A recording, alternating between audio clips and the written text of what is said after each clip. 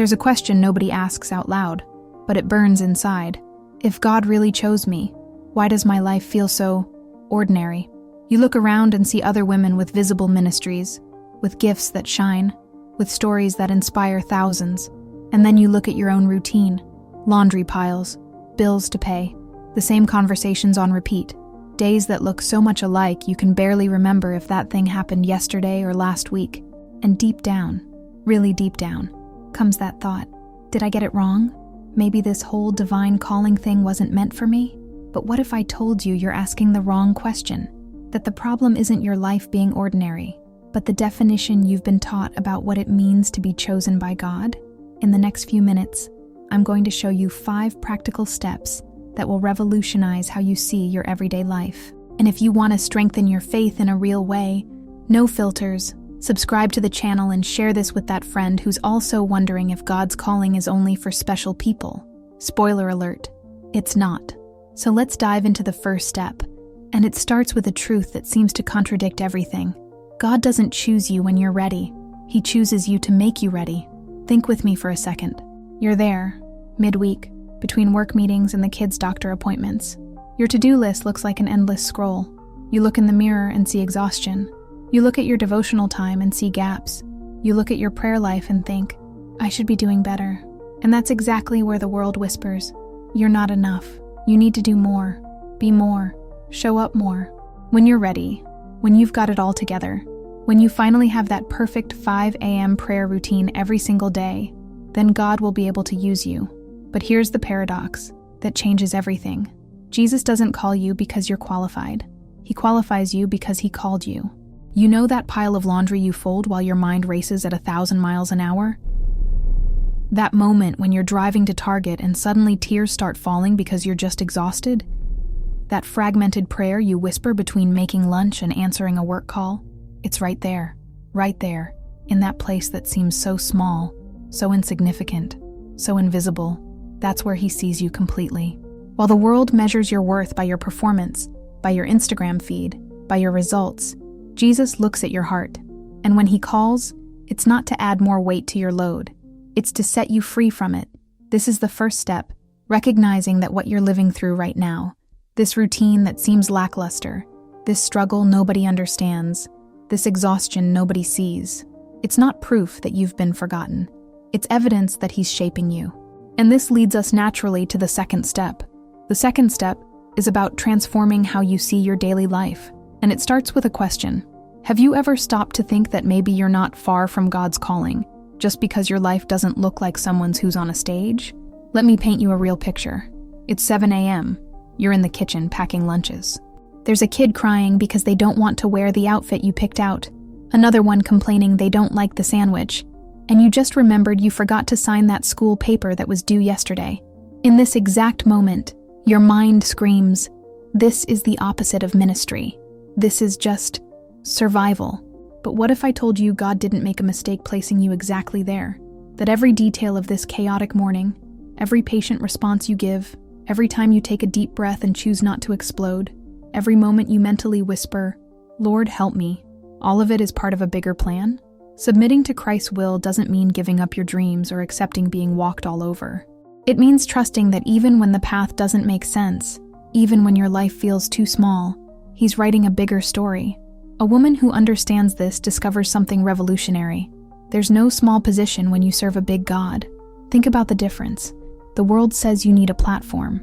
Jesus says your kitchen is already an altar. The world says you need an audience. Jesus says he's all the audience you need. The world says your work only matters if it's recognized. Jesus said in Matthew 10:42 that even a cup of cold water given in his name won't go unnoticed. If he called you to care for your family while working outside the home, to pray for that distant child, to simply remain firm in faith while everything around seems to crumble, this isn't less than a ministry. This is already sacred ministry. And you know what happens when you embrace this? Contentment is born. That deep kind of peace that doesn't depend on circumstances changing.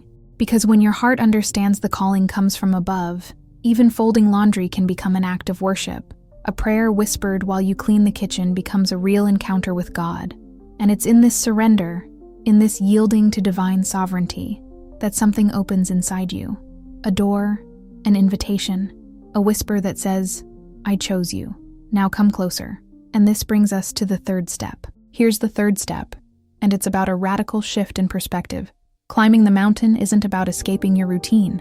It's about sanctifying it. You've heard that story of Jesus calling the disciples to climb the mountain with him in Mark 3:13. He didn't call because they had free time, didn't call because their schedule was empty.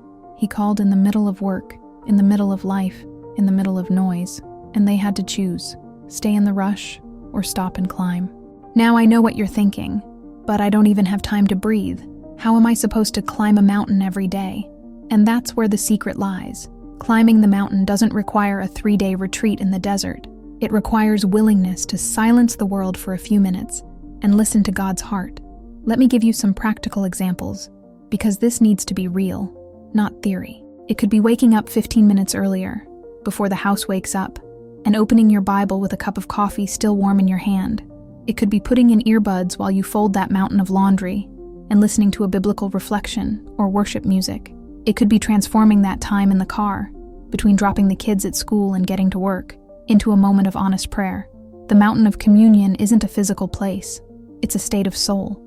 It's that point where you stop trying to impress God and simply are with Him, where you don't need to have the right words or the right posture, where you can arrive tired, confused, frustrated, and say, Lord, today I don't have anything beautiful to offer you.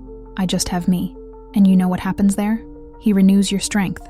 He aligns your thoughts. He reignites your faith in the middle of the routine that seemed to be extinguishing you. But here's the crucial part.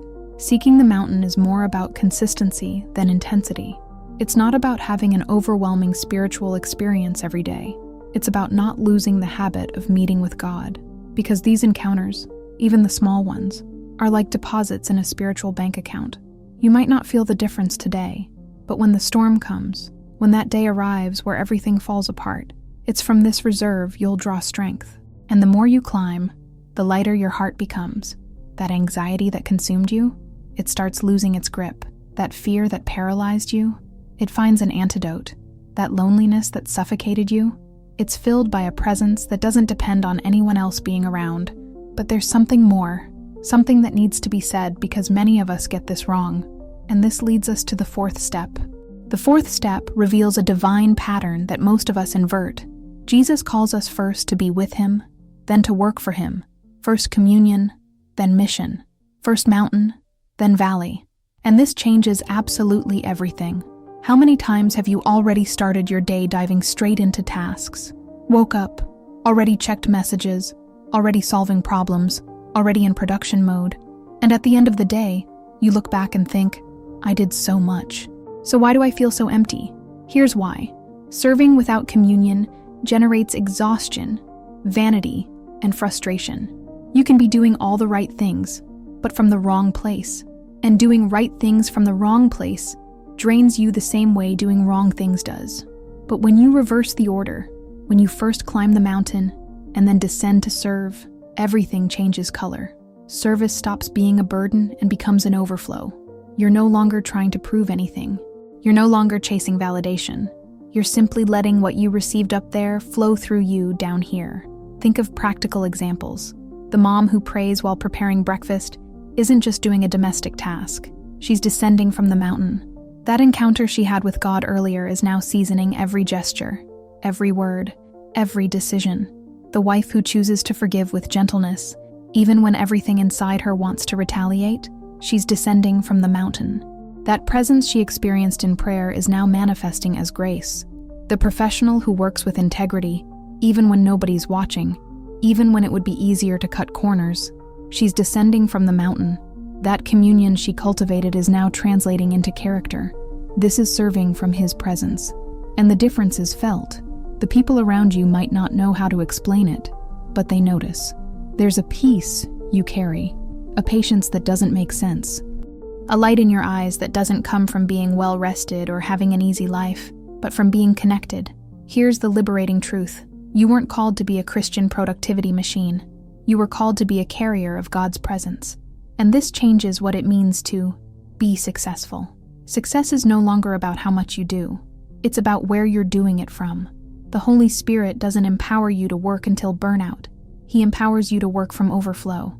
And that's a difference that saves lives, marriages, vocations, and mental health. But there's one last piece to this puzzle, one that closes the whole cycle. And that's what we're going to talk about in the fifth and final step. We've reached the fifth and final step, and it's about the marathon, not the 100-meter dash. It's about remaining.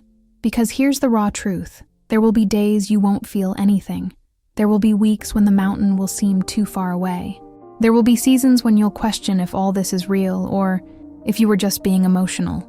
And it's exactly there, in that barren place, that what you really believe is revealed. Remaining isn't about always having the right feelings. It's about turning your heart back to the mountain, even when it feels empty. It's about continuing to open the Bible, even when the words seem not to jump off the page. It's about whispering, "I trust you," even when your voice trembles.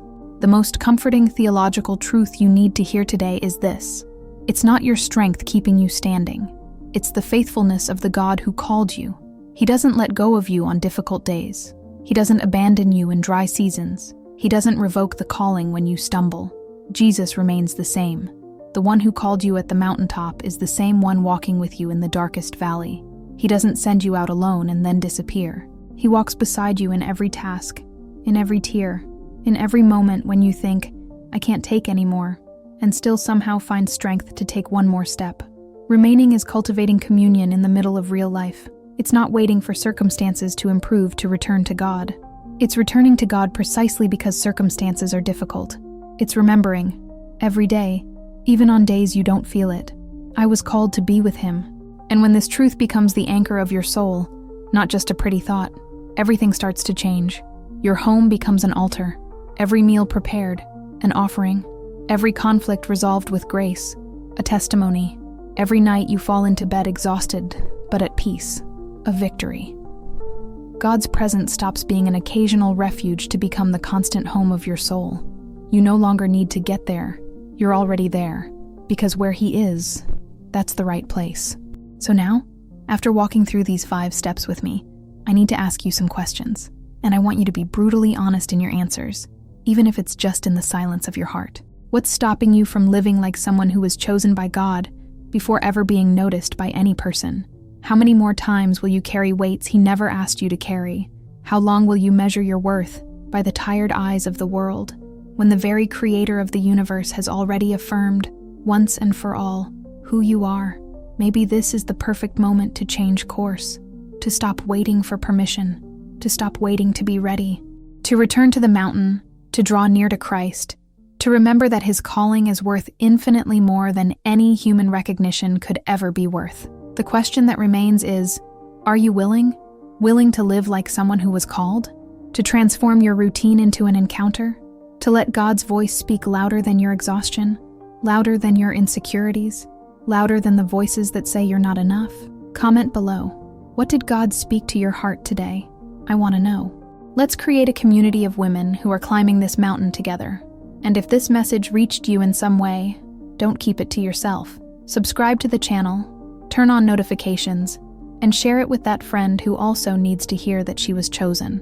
Keep receiving reflections that will strengthen your faith, calm your heart, and remind you, every single day, of this unshakable truth. You are chosen, you are loved, and you are sustained by the Lord.